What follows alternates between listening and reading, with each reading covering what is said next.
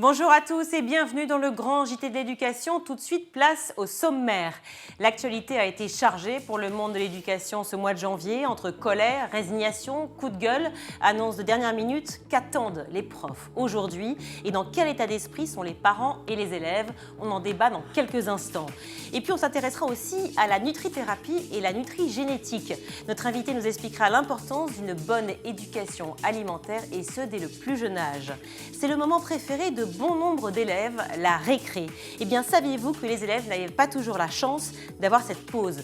Vous découvrirez cela dans la chronique de Loïc Landreau. Et tout de suite, eh bien, c'est l'actu en bref, et c'est avec Mickaël Dorian.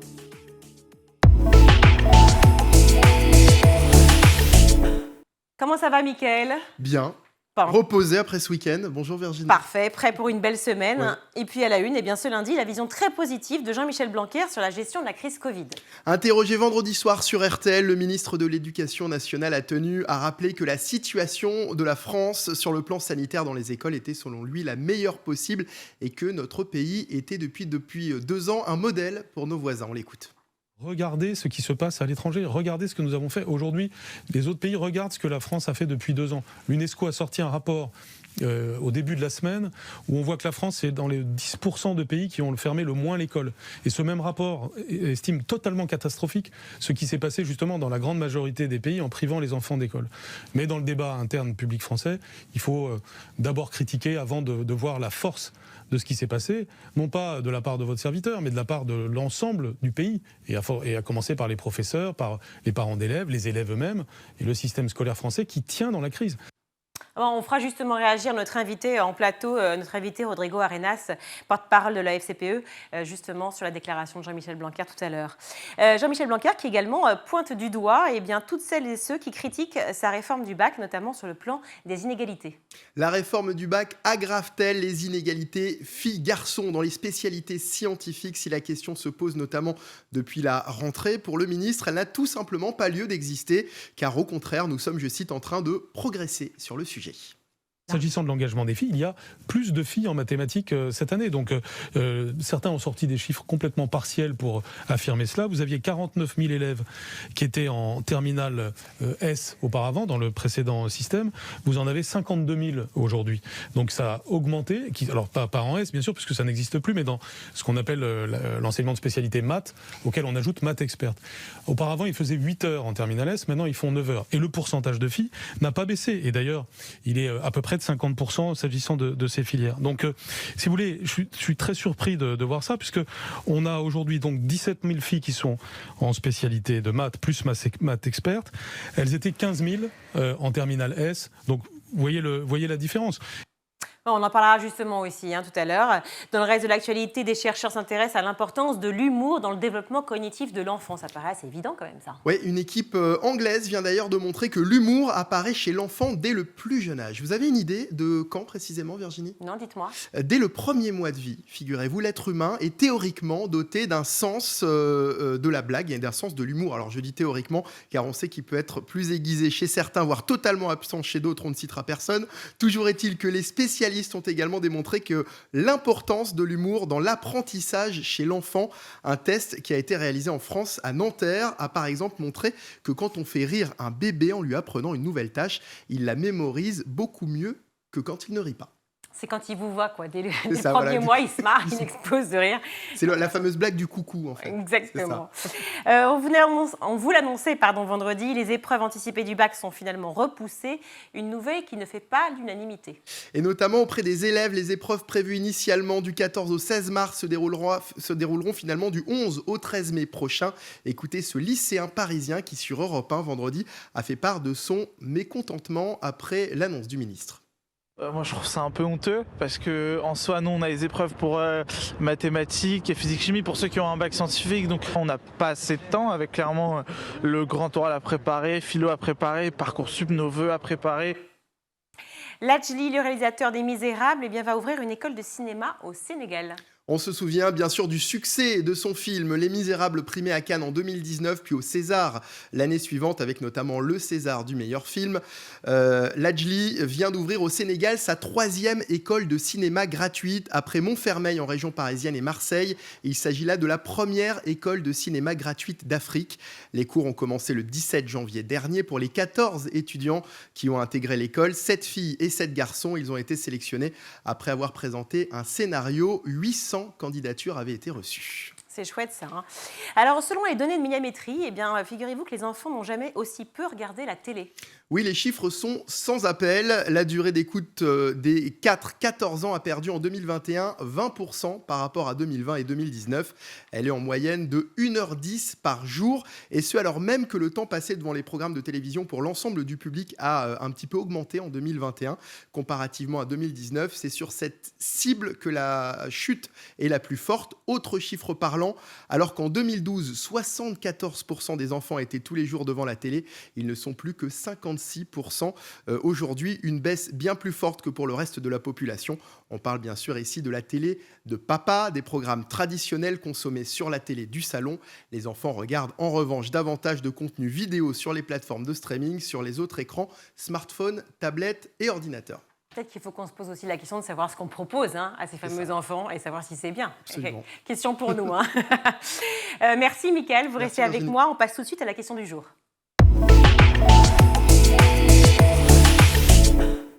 Qu'en est-il de la situation sanitaire à l'école? Dans quel état d'esprit sont les profs, les élèves, les parents? Qu'attendent-ils du gouvernement? Les grèves ont-elles servi à quelque chose? Les questions sont nombreuses, très nombreuses. Et pour y répondre, eh bien, j'accueille Rodrigo Arenas. Vous êtes représentant de la FCPE, Association de parents d'élèves. Merci d'être avec nous. Merci à vous. Alors, j'ai 1000 questions, vous le savez. Je vous l'ai dit juste avant d'entrer sur le plateau, je suis ravie. Protocole sanitaire de dernière minute. Et d'un. Grève du personnel éducatif 2, report des épreuves du bac. L'actualité a été extrêmement chargée en ce mois de janvier pour le monde de l'éducation, on le sait, mais pour tout le monde, parce que le monde de l'éducation en fait, concerne tout le monde, tous les Français, de manière très claire. Première question, dans quel état d'esprit aujourd'hui sont les élèves, les parents en cette fin de mois de janvier? D'une certaine façon, il y a de l'inquiétude. Il y a de l'inquiétude pour les enfants. C'est bien de commencer par eux, parce que c'est à une école, c'est parce qu'il y a des enfants. Ouais. Et nous, on se plaît à dire que l'employeur de Jean-Michel Blanquer, ce sont les élèves, ce ne sont pas les parents, ce ne sont pas les enseignants. Et c'est important de remettre ces perspectives, parce que dans la période, des enfants ont été extrêmement résilients, extrêmement responsables d'ailleurs, et ils ont quand même subi le poids de la crise à l'école de façon très difficile. Nous, on a tiré la sonnette d'alarme sur plein d'espaces, on aura l'occasion sûrement d'y revenir. Mais il y a une grande inquiétude des enfants par rapport à leur avenir. C'est-à-dire que tout le monde est conscient en France, parce que la France, c'est l'école, et que l'école, c'est la France, c'est le sens de la République aujourd'hui. On ne parle pas des valeurs de la République pour rien. C'est très charnel. C'est très... Les enfants vous l'ont dit? Vous avez eu des mots d'enfants? Oui, on a des mots d'enfants de tout âge. Je suis inquiet, je suis angoissé. Ils sont inquiets d'un point de vue de santé par rapport au masque, par rapport à tout ça. Ils ont été angoissés par rapport à leurs grands-parents, par exemple. Est-ce qu'ils allaient les contaminer ou pas, etc. Ça a été très structurant psychologiquement chez les enfants. Mais quand on avance dans l'âge, ils sont inquiets par rapport à leur avenir, parce que rappelez-vous, il y a eu cette mini-campagne qui a d'ailleurs heureusement été tuée dans l'œuf, qui consistait à dire que les bacheliers d'origine ne valaient rien. Que les bacheliers, en fait, c'était un bac donné, que c'était etc. Donc, on a été assez malveillants avec les enfants du point de vue de l'image qu'ils ont d'eux-mêmes, et aussi par rapport au reste de la société. Donc les enfants sont inquiets parce qu'ils passent aussi des examens qui sont difficiles, dans des conditions qui sont pas simples, et avec des programmes qui n'ont pas été finis. Et les enseignants le disent eux-mêmes, qu'aujourd'hui on fait des examens aux gamins, on leur fait des tests, des évaluations, sans que les programmes aient fini. Et d'un établissement à l'autre, ça change aussi. Alors donc, justement, on va en parler de ça justement, et des épreuves du bac reportées, tout ça.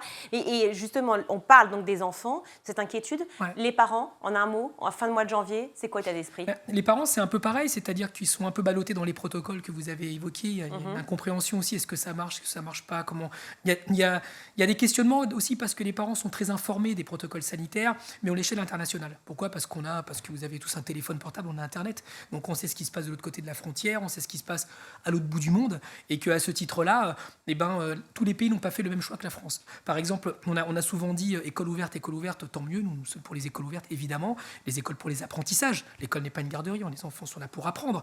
Mais la France n'a pas été la championne du monde de l'ouverture. Si on prend par exemple nos voisins transalpins, les Suisses, ils ont ouvert l'école plus que la France. Pareil pour l'Islande. La question, c'est pas de dire qui est le meilleur. La question, c'est est-ce que l'école a fonctionné d'un point de vue éducatif pour les enfants. Alors et c'est justement, là le sujet. Écoutons Jean-Michel Blanquer et son petit mot.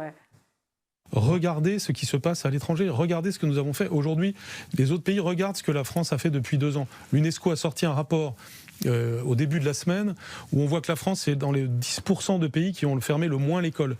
Et ce même rapport estime totalement catastrophique ce qui s'est passé justement dans la grande majorité des pays en privant les enfants d'école. Mais dans le débat interne public français, il faut d'abord critiquer avant de voir la force de ce qui s'est passé, non pas de la part de votre serviteur, mais de la part de l'ensemble du pays, et à commencer par les professeurs, par les parents d'élèves, les élèves eux-mêmes, et le système scolaire français qui tient dans la crise. Une réaction, je vous vois sourire. Nous, on est super favorable à ça. D'ailleurs, notre fédération, parce qu'elle est organisée aussi dans les Français de l'étranger, c'est-à-dire nos compatriotes qui ont des enfants dans les établissements hors de France, s'appelle l'AEFE, on y a un représentant, qui nous permettait de prendre en temps réel ce qui se passait à l'extérieur du monde. Et d'ailleurs, à ce titre-là, nous avons été ceux qui demandions des tests des enfants il y a 2 ans. Des tests, des autotests ? Non, des tests. À l'époque, c'était des tests parce que les autotests n'existaient pas encore. Et ça existait ailleurs, et nous disions ça pourquoi ? Parce qu'il y avait des enfants qui revenaient à l'époque, rappelez-vous, de voyages scolaires de Lombardie et d'Asie du Sud-Est. Et nous avions dit, je me rappelle, j'étais chez vos confrères de BFM TV en disant, il faut tester ces enfants, d'abord pour eux, pour savoir s'ils ont été contaminés en Lombardie ou en Asie du Sud-Est, puisque c'est là que ça se passait, mais surtout parce qu'on devait éviter des clusters.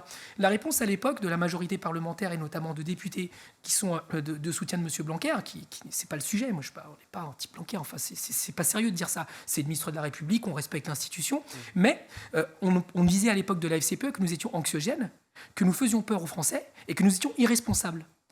On a dû attendre 2 ans pour que les tests se systématisent à l'école. Et en plus, les tests, encore une fois, nous disions, il n'y a pas si longtemps que ça, faites des tests salivaires. Faites des tests salivaires, pourquoi ? Parce que c'est ce qui se fait en Autriche, et c'est ce qui se fait aussi en Allemagne, mais on le fait à l'école. On le fait à l'école, et pourquoi des salivaires ? Parce que face à Omicron, ce sont ces tests-là qui sont efficaces, et nous le savions, parce que l'Allemagne le disait. Il y a eu ce réflexe un peu, que le ministre dit dans votre extrait, c'est que déjà, il n'y a pas que la France qui a ouvert les écoles, il y en a beaucoup d'autres, c'est vrai, mais nous, on regardait ce qui se passait à l'étranger. Et précisément, dans le dialogue social que nous essayons d'avenir avec lui, c'était de lui dire, regardez ce qui se passe ailleurs, il y a des choses qui sont faites qui sont super positives, et arrêtez d'être ce que moi j'appelais un peu, de façon chiche, le syndrome Tchernobyl, c'est-à-dire que la France, il y a des frontières, tout ce qu'on fait, c'est super, et tout ce que font les autres, en fait, c'est un peu bidon. En fait, c'est pas la réalité. Il y a eu des méthodes pédagogiques qui ont été mises en place ailleurs, qui ont été extrêmement productives. Par exemple, l'Italie, qui a embauché des enseignants. Pourquoi ? Parce que le premier des gestes barrières, mais on y reviendra sûrement, c'est la distanciation physique dans les classes. Donc, la distanciation physique dans les classes, comme dans vos bureaux, dans les métiers ou professionnellement, c'est d'avoir plus d'enseignants pour faire baisser les effectifs, moins d'enfants, pour les gestes barrières, pour les brassages, mais aussi pour les apprentissages. Parce qu'on enseigne mieux avec moins d'enfants qu'avec plus d'enfants.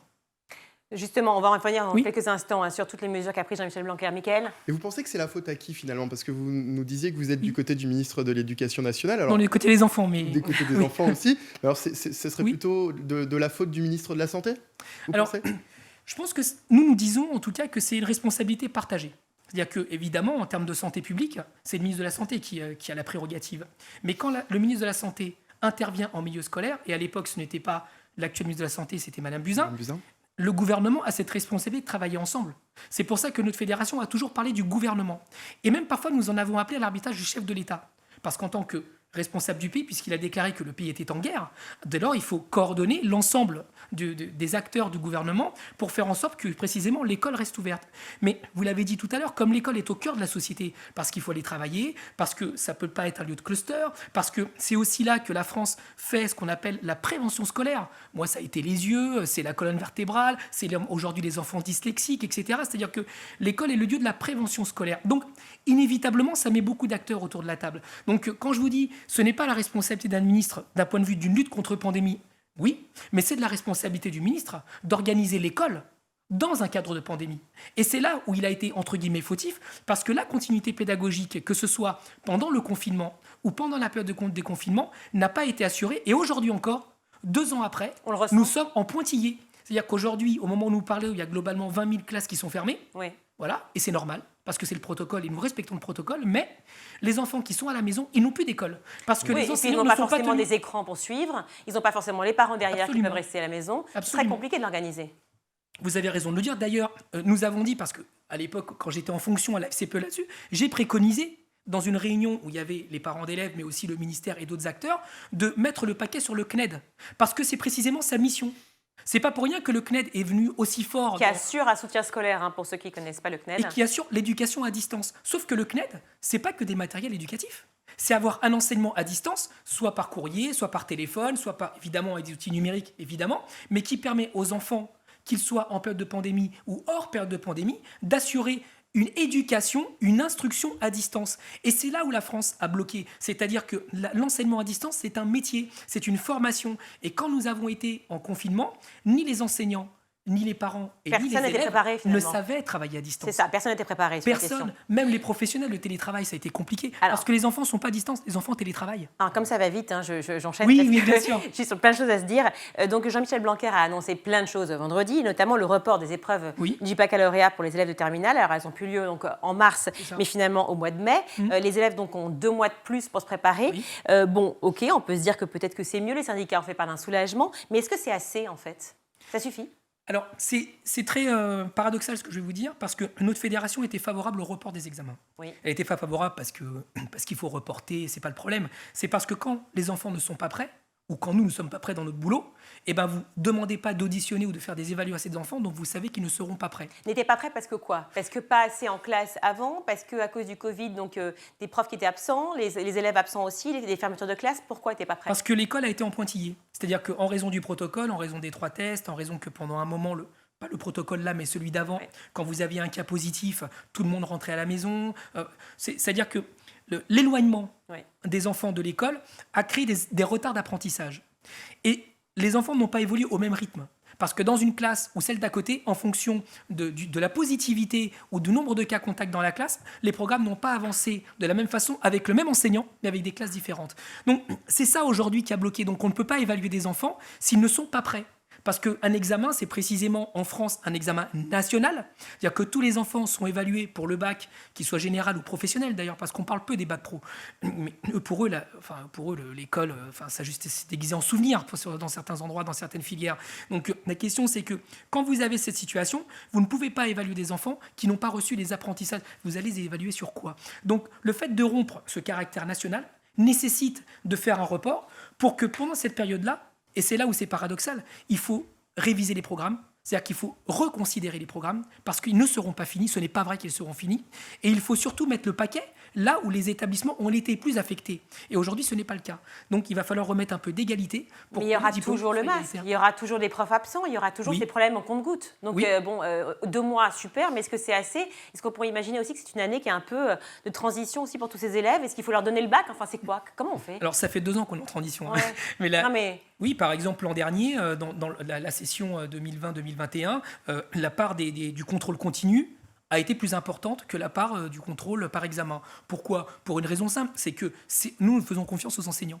C'est-à-dire que si un enseignant estime qu'un élève vaut 10, 12, 15 ou 20, on a tendance à lui faire confiance. Donc c'est important d'adapter l'école à la situation et l'adapter aux enfants et aussi aux enseignants. Donc leur demander d'avancer à marche forcée pour faire passer des examens en sachant pertinemment que ceux qui vont les passer ou ceux qui sont censés les former n'ont pas les moyens ni matériels ni humains ni financiers de le faire, alors les examens, c'est là qu'ils perdent de la valeur parce qu'on sait que l'évaluation, en fait, n'évalue pas partout à l'échelle nationale alors que le baccalauréat, encore une fois, qu'il soit général ou qu'il soit professionnel, est valable sur l'ensemble du territoire national.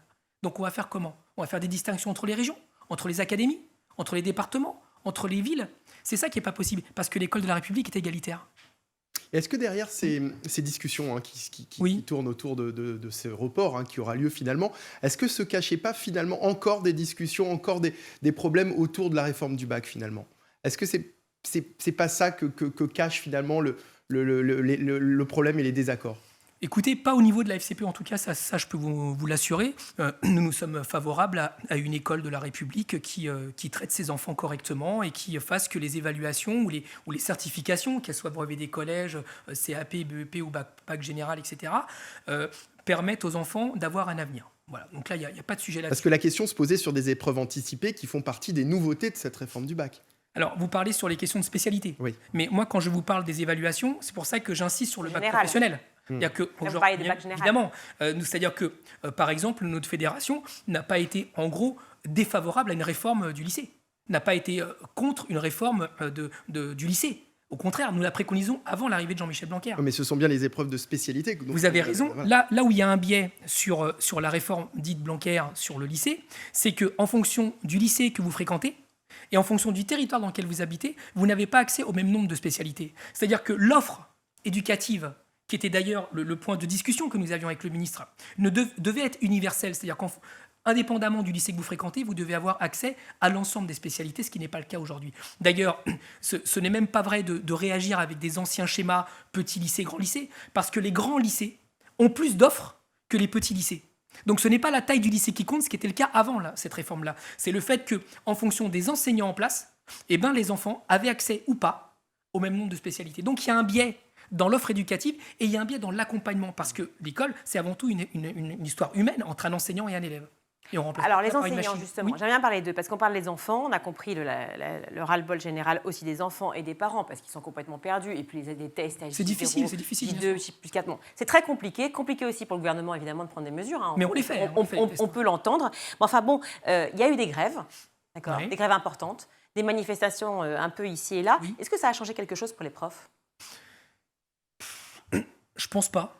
Je pense pas fondamentalement que c'est changé grand-chose, si ce n'est d'être à une table de discussion avec des fédérations de parents, parce que ce que ça a permis quand même, c'est de montrer que les anciens corporatismes, comme on les appelle, c'est-à-dire les enseignants qui prêchent pour leur paroisse, les parents pour eux et les gamins de l'autre, parce qu'il y a aussi des syndicats lycéens dans l'histoire, avaient des intérêts antagonistes. Et ben aujourd'hui, la crise du Covid a permis de faire comprendre que les intérêts de l'école et c'est celui de tous les acteurs. Oui, mais Par ça, exemple- c'est un peu le cas pour tout le monde, finalement, dans la société. C'est-à-dire qu'on est tous dans le même panier. On lutte tous face à une pandémie générale, Non. un virus dont on ne sait rien.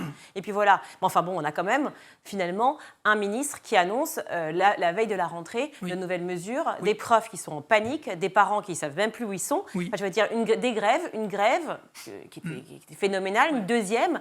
Et puis, vous me Mais dites je vais vous-même, je vais vous donner un pas exemple. grand-chose. Oui, je comprends. Il ne se passe pas grand-chose. Je vais vous donner un exemple parce que le problème numéro 1 de l'éducation nationale, c'est le recrutement. C'est pas nouveau. C'est-à-dire qu'aujourd'hui, l'éducation nationale, mais depuis des années, c'est pas propre au dernier quinquennat d'Emmanuel Macron, Oui. est dans l'incapacité de remplacer les enseignants absents. Pourquoi ? Alors, parce que le système de recrutement, le système RH, ne le permet pas pour une raison qui sont les rémunérations. Je vais vous donner un laps de temps pour dédouaner, mais en même temps, je ne dédouane pas. Entre 2005 et 2019, sur l'ensemble des pays de l'OCDE, il y a eu globalement une augmentation entre 5 et 7% des rémunérations des enseignants. En 14 ans. Exactement. Ouais. D'accord ? En France, Ouais. sur la même période, il y a eu une baisse de la rémunération de l'ordre de 2 à 5% pour les enseignants qui ont plus de 15 ans d'ancienneté. Or, ce qui est difficile, c'est que notre pays s'est profondément structuré culturellement, idéologiquement, de façon doctrinaire, vous prenez ce que vous voulez, sur la question du pouvoir d'achat. Donc, il est très difficile de dire à quelqu'un « venez enseigner », en sachant qu'avec un bac plus 4, un bac plus 5, en fait, il va être moins rémunéré que son collègue du pays d'à côté. Et alors, les plus jeunes profs, c'est-à-dire les nouveaux profs, étaient Ouais. plus augmentés, avaient un salaire plus intéressant en 14 ans ? Alors, ils ne sont pas forcément Qui venaient plus d'être augmentés, recrutés. ils ont eu des primes, Voilà. mais une prime, ça ne fait pas un salaire. Ouais. D'accord ? Ça ne fait pas un salaire parce que ça ne permet pas de se projeter sur le temps long. Et surtout, ces enseignants-là qui débutent, souvent, ils sont mis dans les établissements ou dans les territoires les plus difficiles. Donc forcément, quand vous avez quelqu'un qui n'a pas d'expérience, ou quand vous n'organisez pas l'école avec quelqu'un à vos côtés pour vous transmettre des savoirs, des savoir-être, des savoir-faire, ce qui est le propre d'un métier, d'accord ? Eh bien, vous arrivez à une situation où c'est extrêmement difficile de rester. Et aujourd'hui, ce n'est pas pour rien qu'à l'école, mais comme dans l'hôpital, Ouais. vous avez beaucoup de personnes qui quittent l'emploi parce que c'est trop dur et que l'enjeu n'en vaut pas la chandelle. Et pourtant, ce sont les secteurs les plus intéressants et les plus Exactement. importants. On l'a vu depuis cette crise, évidemment. Oui. On le savait déjà avant. Mais bon, l'éducation et la santé, c'est prioritaire. Et ensuite, vous avez un numerus clausus, comme pour les médecins. Vous avez un numerus oui. clausus sur le recrutement. Donc, quand vous avez besoin d'enseignants et que vous avez 150 postulants et que vous en prenez que 100 parce qu'il n'y a que 100 places, alors que les 50 autres peuvent être enseignants mais ils ne sont pas dans les clous, eh bien, écoutez, à un Mais- moment donné, il faut arrêter. Le renfort qu'a promis Jean-Michel Blanquer, notamment de 8000 personnes dans l'éducation Oui. nationale, ça suffit 3300 contractuels, par exemple, on en parle ? Alors, nous, on estime que ça ne suffit pas. Mais en tout cas, la question, ce n'est pas de mettre sur le papier des postes. C'est qu'il y ait des gens sur les postes. C'est comme les masques.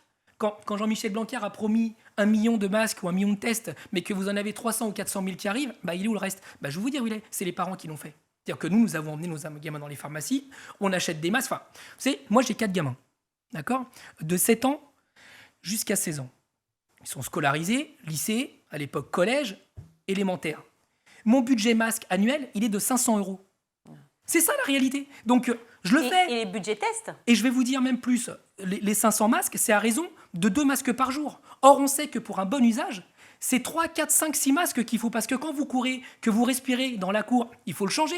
Quand vous toussez, il faut le changer. Donc, c'est-à-dire qu'aujourd'hui, la politique de santé publique, dans un cadre de pandémie, c'est ce que nous avons réclamé quand on dit qu'il doit être gratuit. C'est pas parce qu'on ne veut pas mettre la main au portefeuille, on le fait. Moi, je le fais. Et encore, 500 balles, franchement, bon, bah... Ça a des répercussions derrière. C'est des arbitrages. On fait le choix de la santé de nos enfants parce que les parents sont responsables, contrairement à ce qu'on dit.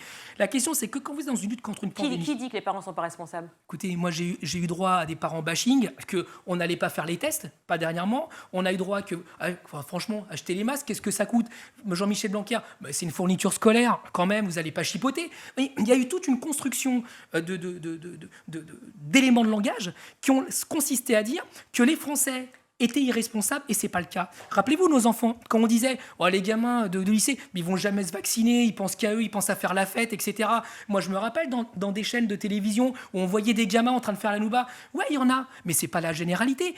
Nos enfants, ils ont été se faire vacciner. Et c'est un sacré pied de nez, d'ailleurs, à la vision qu'on a de l'enfant. Donc, quand je vous dis tout ça, c'est que quand... C'est un problème de dialogue, en fait, clairement. Pardon ? C'est un problème de dialogue, finalement. Ça s'appelle respecter les gens.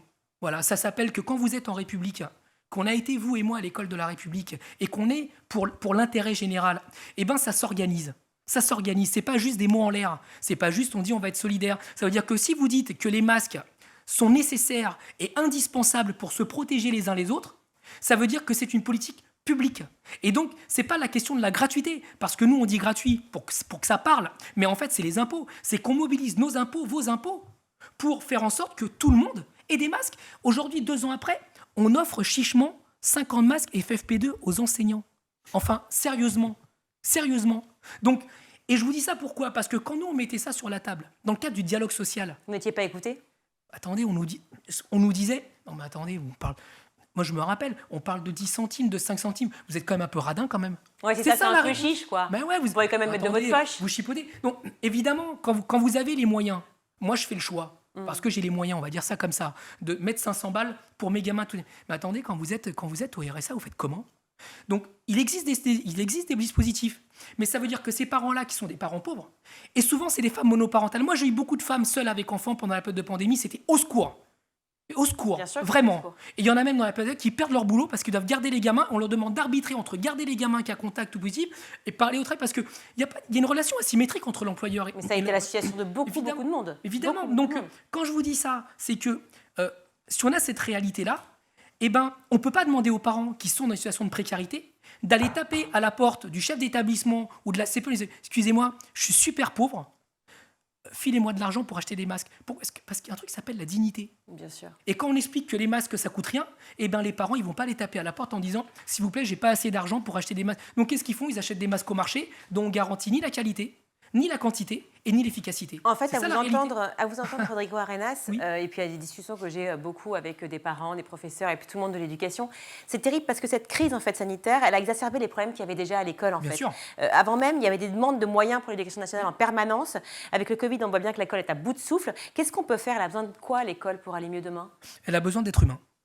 Elle a besoin de s'humaniser. Par exemple, si on dit que la question de la prévention sanitaire, la prévention médicale, est au cœur de ce qui est et de ce qui va venir, parce qu'on n'est pas sorti des pandémies aujourd'hui, c'est le corona de manière autre chose, tous les spécialistes sont d'accord là-dessus. Tous les spécialistes disent qu'il y aura encore des pandémies qui vont arriver. Eh bien, ça veut dire qu'il faut des infirmières scolaires. Ça veut dire qu'il faut des médecins scolaires. Ça veut dire qu'il faut des psychologues scolaires. Ça veut dire que l'école n'est pas le lieu du traitement, mais le lieu de la prévention. Et le lieu où on décide et on discerne que des enfants ont besoin qu'on prenne soin d'eux. Aujourd'hui, ce n'est pas le cas. Aujourd'hui, vous savez qui c'est qui dit qu'un enfant est dyslexique, par exemple, ou dyspraxique, ou dysorthographique? C'est les profs. Donc, s'ils n'ont pas reçu la formation pour ça, comment vous pouvez détecter? Et souvent, ces enfants-là, ils vont en SECPA. Pourquoi? Parce que dans notre pays, et ça, c'est la deuxième leçon de la pandémie, c'est que dans notre pays, ça a accéléré le fait que les gamins, qui sont entre guillemets les mauvais élèves, on les met dans des filières professionnelles. Alors, on ce les met sera en l'occasion SECPA. d'en reparler une autre fois, parce que malheureusement, on n'a plus le temps. Sauf que c'est eux les premières lignes, c'est eux qui nous ont sauvé la vie. C'est vrai. C'est vrai, il faut le dire. Mais merci beaucoup d'avoir été Merci avec à vous. nous, Rodrigo Arenas. Vraiment, c'est toujours intéressant de pouvoir échanger avec vous. J'espère que vous reviendrez justement pour parler Plaisir. de l'école de demain et de toutes ces événements qui arrivent et que l'on rencontre aujourd'hui. Avec plaisir. Merci mille fois. Restez avec nous parce que juste après la pub, on parlera justement nutri-génétique. Je sais que ça vous intéresse. Tout à fait. Nutrithérapie. La cantine scolaire, c'est central. Exactement, avec Axel Maillet qui va nous rejoindre, qui est docteur en pharmacie. Elle nous expliquera tout. À tout de suite.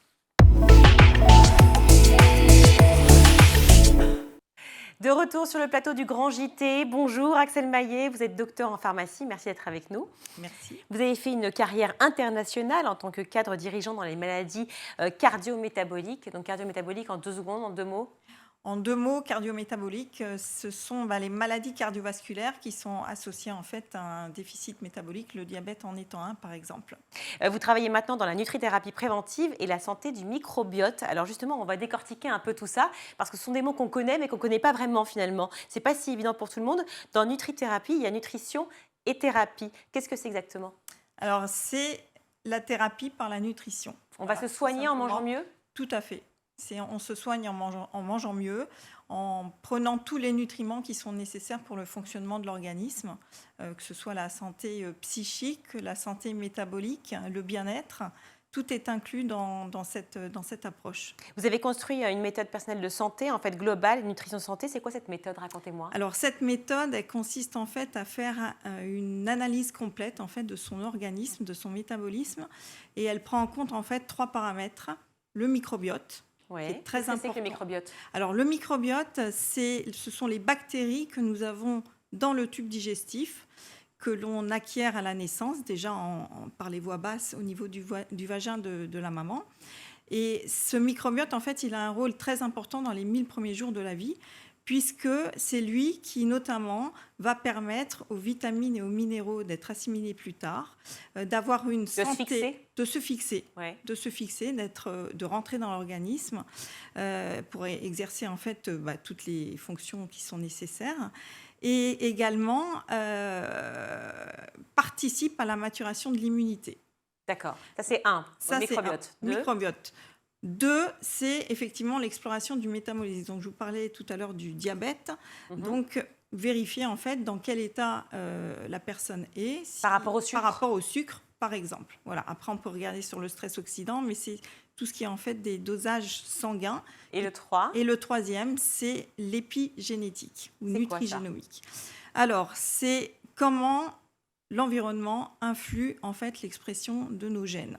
C'est-à-dire qu'on est avec un patrimoine génétique. Oui. Il se trouve qu'il y a, pour le microbiote ou pour l'organisme, entre 2 et 10% de nos gènes qui sont actifs quelque part.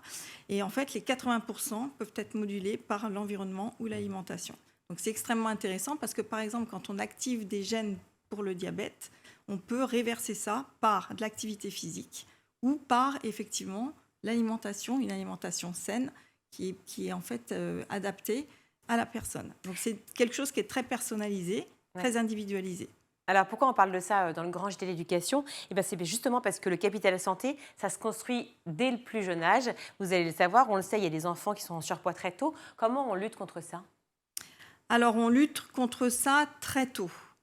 On lutte contre ça... Très tôt, ça veut dire quel âge? Très tôt, c'est-à-dire qu'en fait, on lutte contre ça dès la naissance. Quand on peut voir s'ils sont en surpoids dès la naissance? Non, mais en fait... Un bébé potelé, c'est si mignon, on est content, alors... on se dit « oh là là, il va bien », etc. C'est faux, ça? Non, ça, c'est très bien. Ça, c'est très bien, mais par contre, en fait, tout démarre... Je vous parlais de l'intestin et des bactéries qui sont bénéfiques dans l'intestin. Tout démarre de là. C'est-à-dire que quand on est plus ou moins stérile.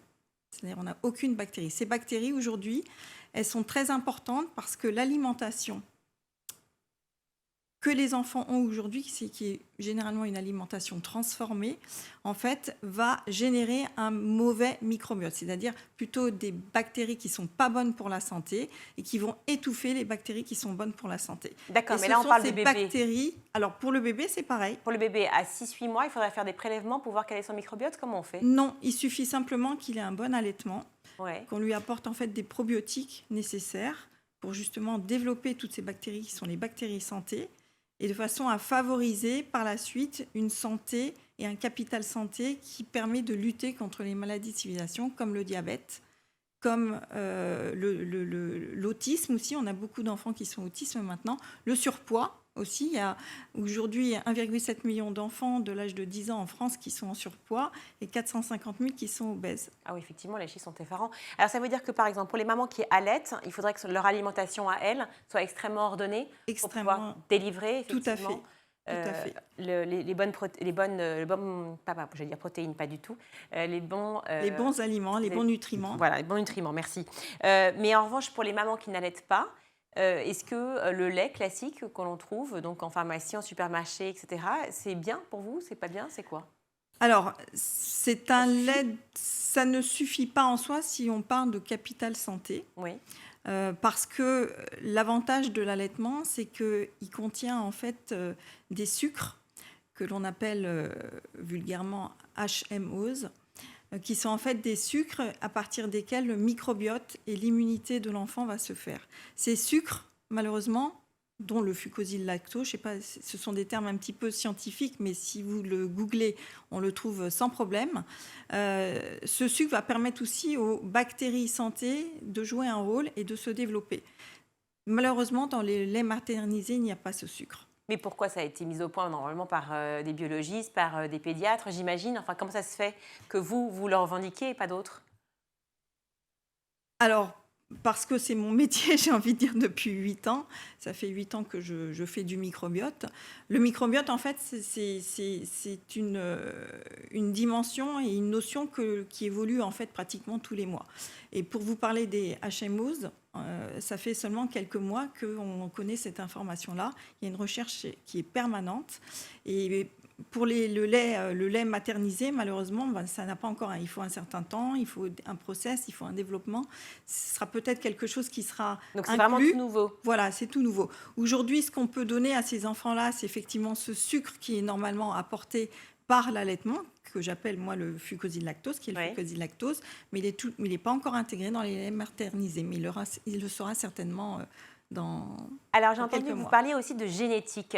Oui. Faites-moi le lien avec la génétique, parce qu'en fait, vous dites qu'on peut, par exemple, on parle d'un enfant qui est en surpoids, parce que les parents le sont aussi, vous dites qu'on peut changer son métabolisme. Tout est réversible, on peut corriger ça? Alors, on peut corriger ça en faisant une analyse précise, effectivement, du fonctionnement du métabolisme de l'enfant. Il y a des gènes qui permettent l'expression ou non d'activer plus ou moins rapidement en fait un métabolisme. Et dans le cadre de... Alors, on parle du diabète de type 2. Attention, ce que je vous disais tout à l'heure, dans le diabète, si on prend l'exemple du diabète, il y a 2 diabètes.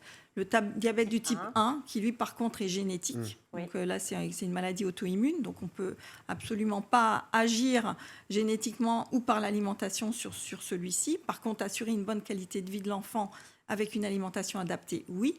Par contre, en ce qui concerne le diabète de type 2, qui est en fait le diabète du gros mangeur, quelque part, ou de l'enfant qui se nourrit avec des produits transformés aujourd'hui, qui sont trop salés, trop sucrés, trop gras aussi, avec du mauvais gras. Donc, pour ces enfants-là, la génétique, en fait, concerne ce qu'on appelle l'épigénétique ou la nutrigénomique, c'est-à-dire ce sont des gènes qui sont activables ou désactivables par l'environnement. Et quand j'entends l'environnement, ça peut aussi bien être toxique que l'alimentation. C'est important de le savoir. L'alimentation, voilà. Donc ça peut régler beaucoup de choses. Absolument. Dernière question, parce qu'évidemment le temps presse.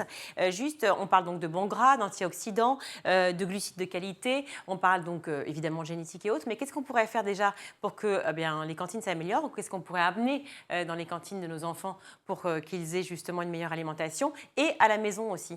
Alors évidemment, les 5 légumes et fruits par jour, ça on connaît par cœur. Boire de l'eau, d'accord, etc. Mais d'autres tips, parce que... Alors les tips, c'est très. Il y en a un qui est extrêmement simple, c'est avoir en fait une assiette colorée, tout simplement. Dans une assiette colorée, il y a absolument tout ce qu'il faut, c'est-à-dire qu'il y a des vitamines, des minéraux, des fibres, on a des légumes, on a des fruits, on a du poisson pour, par exemple, du bon gras et non pas des viennoiseries, des protéines et du bon gras, les oméga-3 dont on entend parler beaucoup, qui sont essentiellement dans le poisson et les poissons gras. Plutôt qu'une assiette, j'ai envie de dire blanche, qui est un petit peu l'assiette qui attire plutôt les enfants, qui est faite de pâtes, de riz, ou de poulet. Voilà. Enfin, votre assiette colorée, est-ce qu'elle n'est pas un peu plus chère aussi? Alors ça, c'est effectivement un problème et c'est certainement ce qui se passe aussi au niveau des restaurations scolaires et des cantines. C'est qu'effectivement, c'est plus cher puisque ce sont des aliments de qualité, des aliments qui sont nécessairement bio pour apporter tout le nécessaire à l'enfant, qui sont plus riches en vitamines et minéraux. Donc c'est sûr qu'au niveau des cantines... il faut qu'on trouve la solution, il faut qu'on trouve entre deux. Merci beaucoup en tout cas Axel Maillet d'avoir été avec nous. C'est l'heure de la récré, ou presque, car tout de suite place à la chronique de Loïc Landreau. Cette semaine, il nous raconte justement l'histoire de la récré à l'école.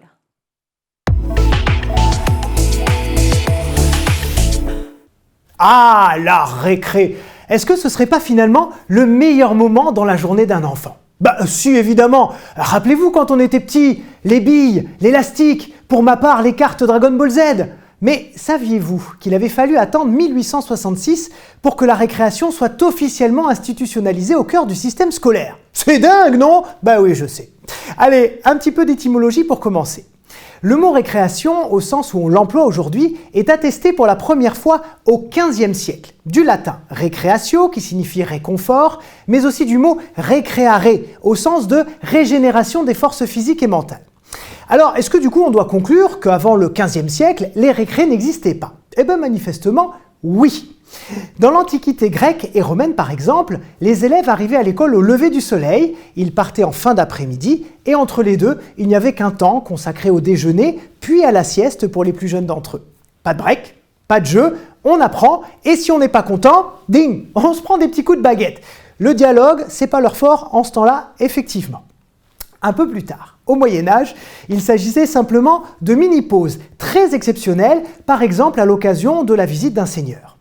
Au XVe siècle, on l'a dit tout à l'heure, le mot récréation apparaît pour la première fois dans un contexte scolaire, même si le mouvement semble très inégal selon les régions et les établissements. Ça évolue un peu au XVIe siècle, puisque ces moments de répit sont inscrits dans les textes fondateurs des premiers collèges jésuites. La prière, l'étude et les saines récréations en plein air sont les piliers de l'enseignement et on désigne même un préfet de la récréation pour surveiller les élèves et s'assurer qu'ils s'expriment bien en latin, même dans la cour. Oui, parce que dans les écoles religieuses, on avait parfois un peu de mal avec le français, mais ça c'est une autre histoire. Il faut donc attendre 1866 pour que les récréations soient véritablement instituées dans toutes les écoles par Victor Duruy, alors ministre de l'Instruction publique de Napoléon III. Il connaît très bien les problématiques liées à l'enseignement puisqu'il est d'abord professeur d'histoire géo, enseignant à l'université et auteur de manuels scolaires. Et petit à petit, à la faveur d'une passion commune pour la Rome antique, il devient très proche de l'empereur à qui il expose ses idées pour moderniser l'école. Il souhaite porter un nouveau regard sur le développement des enfants, qu'on sorte de la pédagogie traditionnelle assez froide et abrupte, c'est vrai, pour aller, dit-il, vers une direction ferme et affectueuse. Victor Duruy considère que les journées sont beaucoup trop longues et il fustige aussi l'immobilisme des enfants qui restent assis à leur pupitre sans bouger du matin au soir. Donc il fait évoluer les choses. Dans un premier temps, le 10 mai 1864, il adresse une recommandation médicale aux chefs d'établissement, en mode mangerbouger.fr bien avant l'heure, pour leur demander plus de souplesse dans l'organisation du travail et des pauses. Et puis, le 25 septembre 1866, il fait adopter une ordonnance qui officialise la mise en place de 2 récréations, de 10 à 15 minutes, toutes les 2 heures au minimum. Et c'est un temps qui se veut complètement indépendant de l'apprentissage du sport. Parce qu'on aurait très bien pu rajouter, je sais pas moi, 2 heures de PS dans la journée et dire « c'est bon, les enfants sont divertis ». Non, pas du tout. On considère qu'il leur faut des moments surveillés, c'est vrai, mais dénués de toute notion de jugement de la part d'un adulte, de règles et de normes trop imposées. Bref, un espace de quasi-liberté. C'est d'ailleurs à cette époque que plusieurs pédagogues de renom vantent les mérites des récréations comme étant tout aussi fondatrices pour les enfants que l'enseignement lui-même.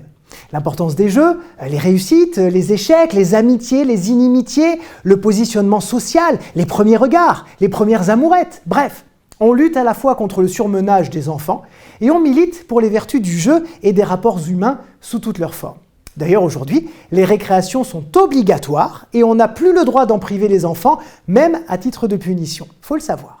Quant à la suite de l'incroyable et passionnante histoire de l'école, ce sera la semaine prochaine. Merci beaucoup. Ciao.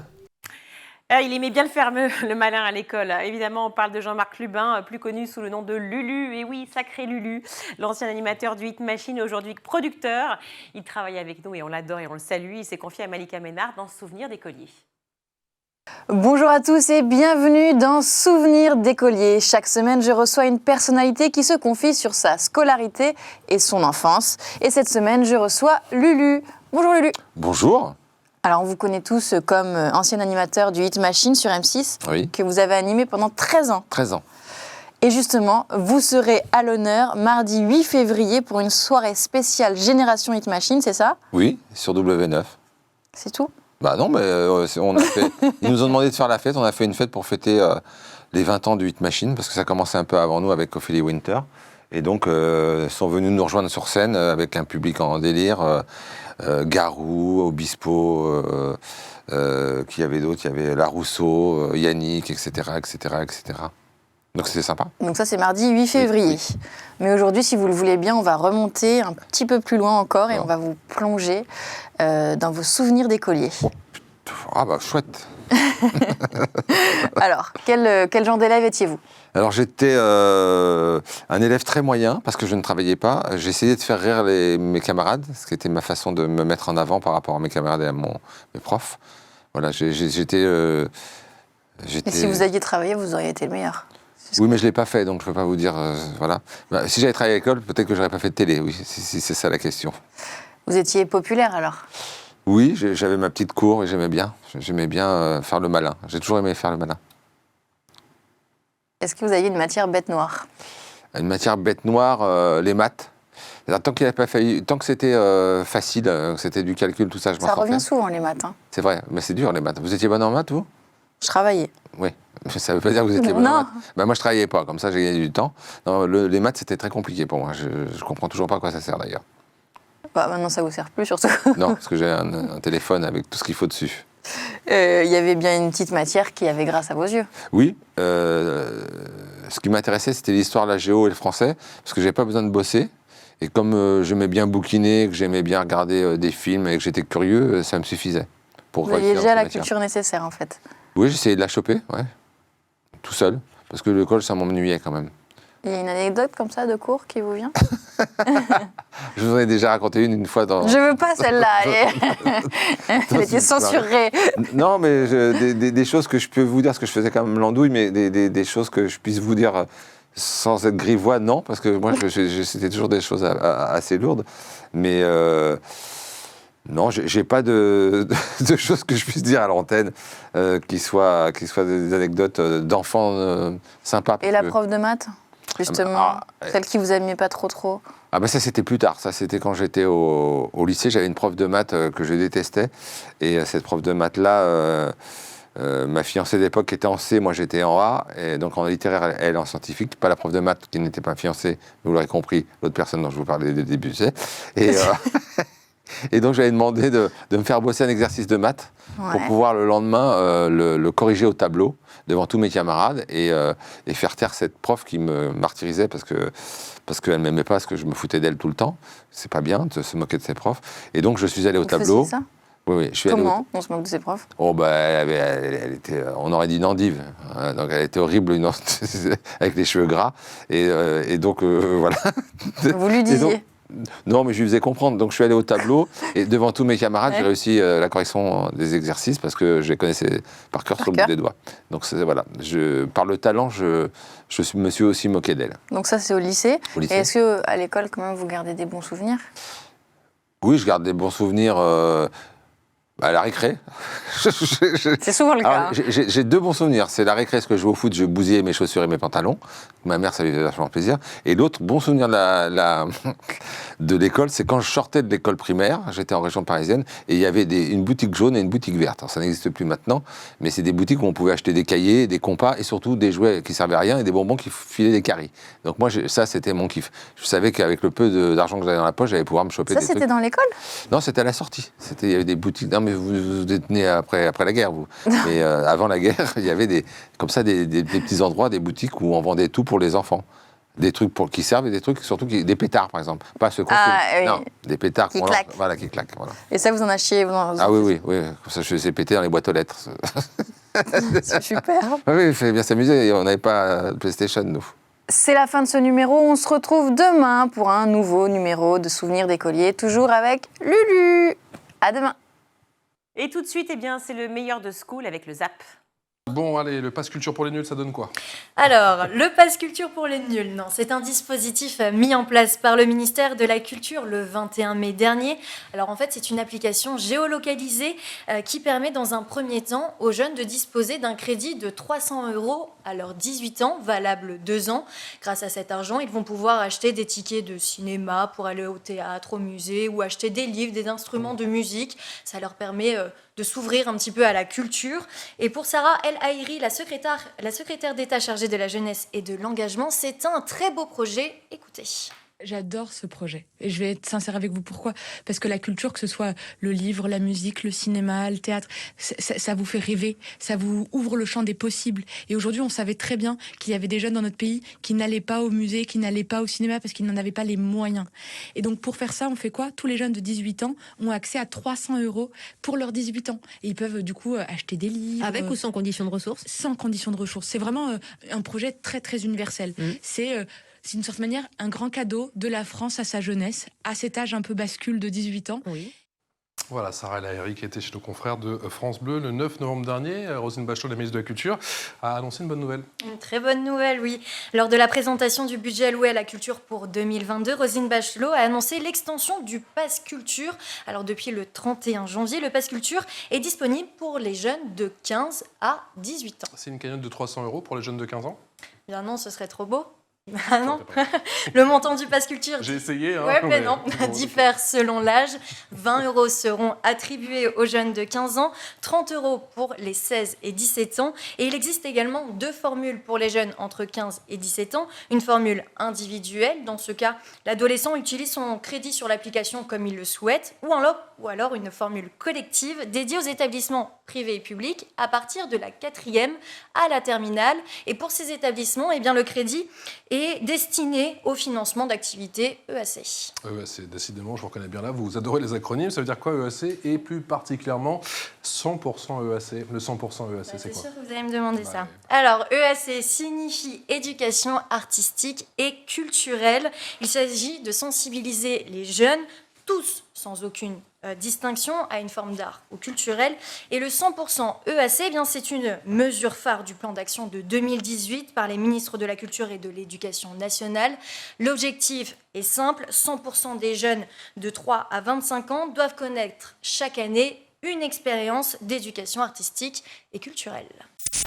Frédéric, vous avez lancé Blablacar en 2006. Pourquoi se lancer dans ce projet fou ? Parce que je trouvais que l'idée méritait tout simplement d'exister. Et je me suis dit, si cette chose-là existait, donc la possibilité de réserver une place dans une voiture, eh bien je l'utiliserais. Parce qu'en fait, je me déplaçais moi-même beaucoup. Et je n'avais jamais entendu parler de cette possibilité-là. Et j'en ai eu besoin, en fait.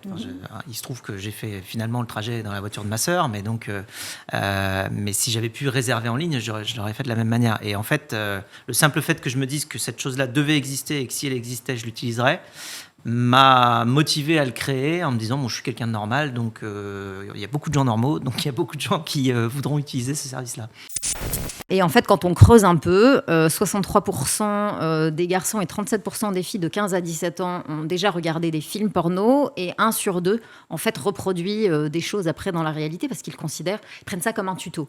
Et en fait, quand on regarde un peu, quand on creuse ces chiffres, et qu'on regarde, aujourd'hui, les jeunes, ils sont sur le digital. Et sur le digital, en matière d'éducation à la sexualité, il n'y a rien. C'est-à-dire qu'aujourd'hui, tout ce qui est bien fait, ce sont des livres, des documents, mais les jeunes ne s'informent plus du tout via ces leviers-là. D'où l'idée de créer, effectivement, une plateforme novatrice digitale, d'où la digitalisation, un peu, de l'éducation à la sexualité. Quelles ont été les motivations, justement, pour cet élargissement du Pass Culture ? La motivation, en fait, elle est très simple. L'idée, c'était de dire, on va permettre aux jeunes de devenir curieux, de s'émanciper. On part du principe qu'on a besoin d'avoir des citoyens éclairés, que la culture, c'est un outil très important pour forger sa personnalité, mais ça prend du temps. Et donc, au départ, le dispositif, c'était vraiment pour les jeunes de 18 ans, ce qui était très bien, mais qui était une période finalement assez courte. Et il y a eu un certain nombre de débats là-dessus. Et donc l'idée maintenant, c'est de les accompagner beaucoup plus longuement. On commence à 13 ans pour les jeunes qui sont en 4e et on les accompagne jusqu'à 20 ans. Donc en 7 ou 8 ans, on a vraiment le temps de rendre les jeunes curieux et de leur donner envie de devenir des explorateurs, en fait, d'aller visiter des territoires qui ne sont pas leur territoire de prédilection a priori. L'objectif à court terme, c'est quoi? En termes chiffrés? Oui.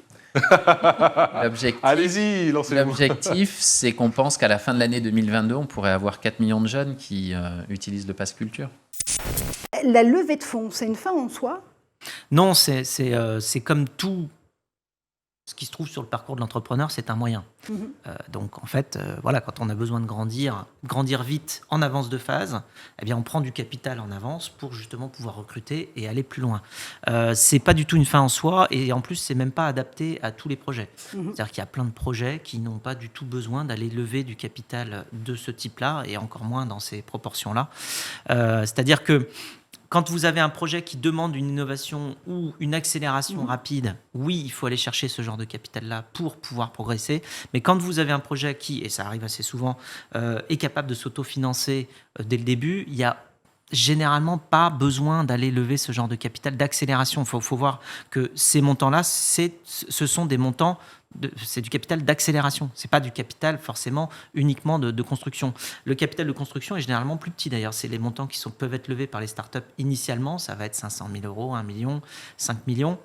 Mais quand on arrive dans des montants comme ceux dont on entend parler là, qui sont des centaines de millions, c'est du capital d'accélération et donc c'est une forme spécifique de croissance.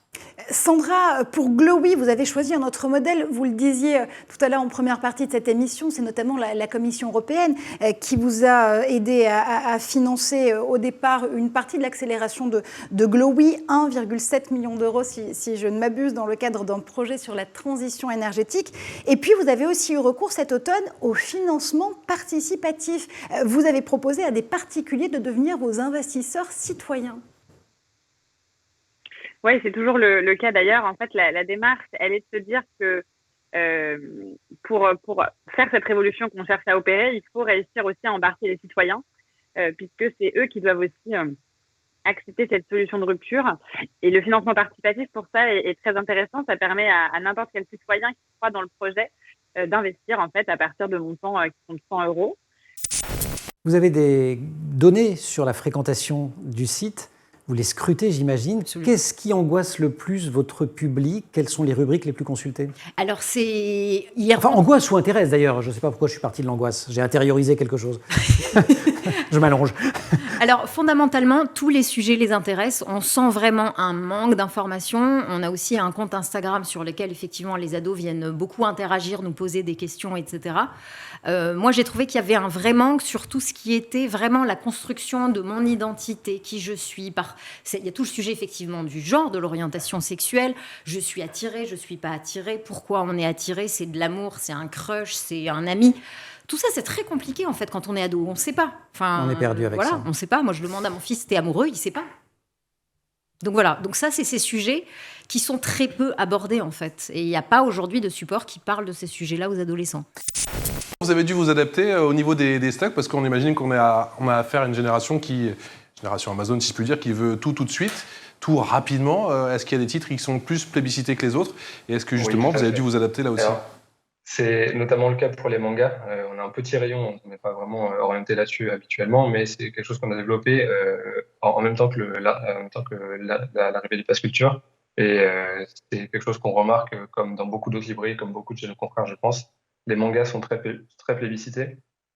Et on a revu nos commandes à la hausse à la sortie de chaque livre. Je pense notamment, pour citer, moi de mon côté, One Piece numéro 100, édition collector, qui a été le best-seller au niveau du pass culture.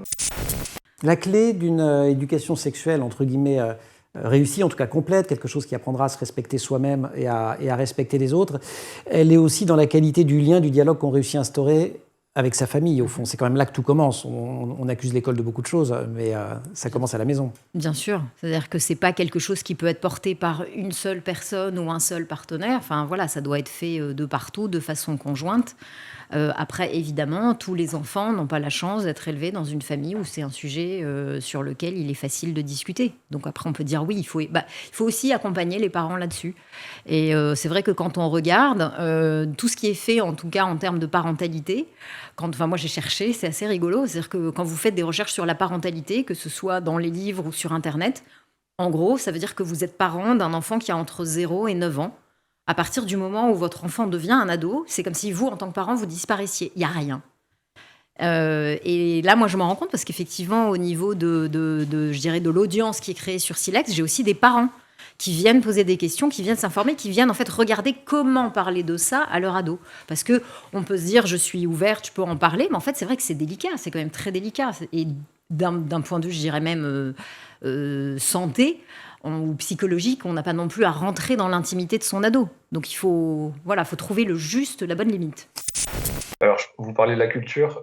J'aimerais ajouter aussi que l'éducation est très importante, en tout cas de notre point de vue libraire, dans le sens où certains jeunes, alors je parle plutôt pour les jeunes de 18 ans, qui commencent des études supérieures et qui peuvent se permettre de s'acheter des livres qui n'auraient pas pu, des livres qui peuvent coûter 30, 40, 50 euros. Ça fait quand même un beau budget pour cet âge-là. Donc, non seulement la culture, mais l'éducation aussi. Et puis, on est très, très curieux de voir ce que la plateforme va proposer effectivement dans l'avenir. On est complètement convaincus, nous, de notre côté, que c'est un vrai bonus. Sébastien Cavalier, ce pass culture, il a changé aussi la dimension, si je puis dire, du panier moyen, notamment pour les libraires. Ah oui, je crois que pour les livraires, le pass culture, ça a été un élément très important. Entre ça et le Covid, je crois que ça a été deux éléments importants. C'est-à-dire que quand vous regardiez la presse au début de l'année 2019, ce qui était dit sur la librairie, c'est le chiffre d'affaires n'a pas augmenté depuis 10 ans, les jeunes ne lisent plus, etc. Je pense qu'aujourd'hui, il faut se réjouir d'abord de voir que les jeunes, ils achètent massivement des livres. C'est quand même une très bonne nouvelle. Et puis cette année, c'est vrai qu'en 2021, le chiffre d'affaires des libraires au sein du pass culture, c'était 56% du chiffre d'affaires. Donc les libraires en ont énormément bénéficié, ils en sont très contents. Ce qui est chouette, c'est aussi de voir qu'au-delà des mangas, les jeunes ont acheté plus de 165 000 titres différents de livres. Donc ça vous donne quand même une idée de la diversité. Et de la richesse de cette application. Ouais, ils s'intéressent aussi bien à la gastronomie, à la mode, au développement personnel, au roman. Enfin, leurs choix, leurs sujets de prédilection sont assez éclectiques. Axel Maillet, merci 1000 fois d'avoir été avec nous. Beaucoup. J'ai encore, mais je le dis à chaque fois, j'ai l'impression que je me répète, c'est une espèce de gimmick. J'ai encore 100 questions à vous poser, mais c'est vrai parce que finalement, la nutrition, de manière générale et à l'école en particulier, c'est hyper important, on le sait, pour le développement physique, mais pour le développement aussi mental. Et donc, si vous êtes d'accord, vous reviendrez en plateau pour se reparler. Eh bien, avec plaisir. Ah, génial. Merci. Mickaël, merci. Merci Virginie. On se retrouve demain. À demain, même heure, même endroit. Exactement. Allez, ciao.